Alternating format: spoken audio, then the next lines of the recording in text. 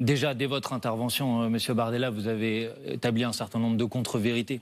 Vous savez, il y a 19 millions de Français qui ont un ancêtre étranger. C'est un Français sur 4. Oui, j'en ai moi-même beaucoup d'ailleurs. Vous en avez vous-même d'ailleurs. Parfaitement. Et je dois vous dire, Monsieur Bardella, que quand vos ancêtres personnels sont arrivés en France, je crois que vos ancêtres politiques disaient précisément la même chose que ce que vous dites aujourd'hui. Et je trouve ça dramatique qu'aujourd'hui, vous soyez dans la peau de vos ancêtres politiques de l'époque. Parce qu'on disait la même chose.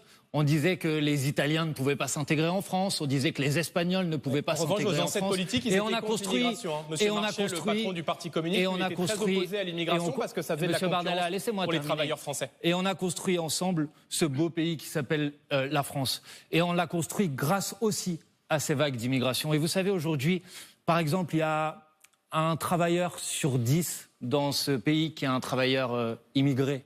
Eh ben, je vais vous dire, plutôt que de les dénigrer de manière systématique, vous devriez les remercier. Vous devriez les remercier parce qu'en vérité, ils occupent des emplois qui sont bien souvent essentiels à la vie de la nation. Que contrairement à ce que vous dites, les immigrés en France, ils ne coûtent pas de l'argent, ils rapportent de l'argent.